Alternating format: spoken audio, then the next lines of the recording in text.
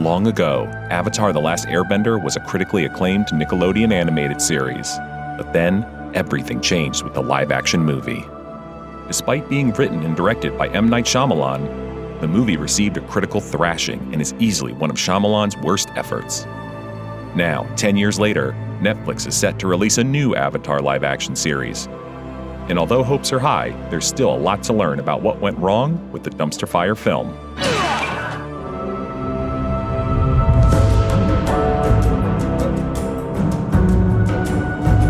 The $150 million adaptation of the animated series was rocked with backlash from the start, with white actors cast as Asian characters from the series, and Indian and Iranian actors cast as the antagonistic Fire Nation characters.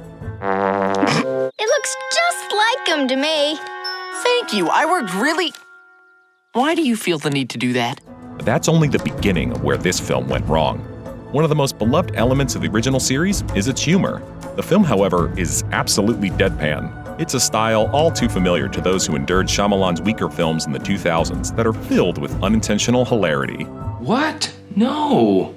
Unfortunately, the film has little of that unintentional humor because it's too filled with Katara's voiceover exposition for large chunks of the film that desperately attempt to fill huge gaps in the narrative.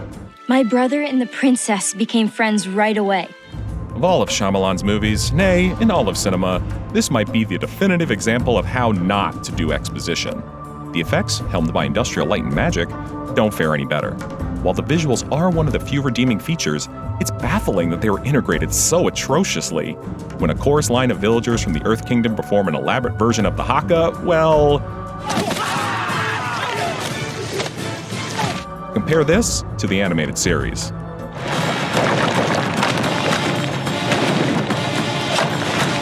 There's also the first time we see Sokka. He's supposedly been sloshed with a ball of water that Katara was trying to bend, but he complains, "Stop doing that stuff around me.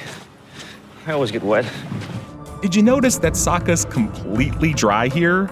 And of course, the names are pronounced wrong, the worst offender being... I'm Aang. My name is Ang. The one element of the film which truly works is Dev Patel as Zuko, who brings physicality and internal anguish to the young prince's brooding personality. I am Prince Zuko, son of Fire Lord Ozai and heir to the throne. It's telling that Patel comes out of this with his head held high, despite the fact he's given dialogue like, "We'll catch him soon, Uncle. Then we can think about the pretty girls." On release, the film received all but universal negative reviews, but made $319 million worldwide. Not a mega hit, but there have been franchises built on shakier box office returns at the outset. Despite a sequel hook featuring Zuko's sister Azula, discussion of the sequels never seemed to go beyond the press junkets for the first one. It seems entirely possible that toxic word of mouth on the first film killed off any plans for a franchise. Thankfully, Netflix opted for a live-action series, allowing the storytelling more breathing room.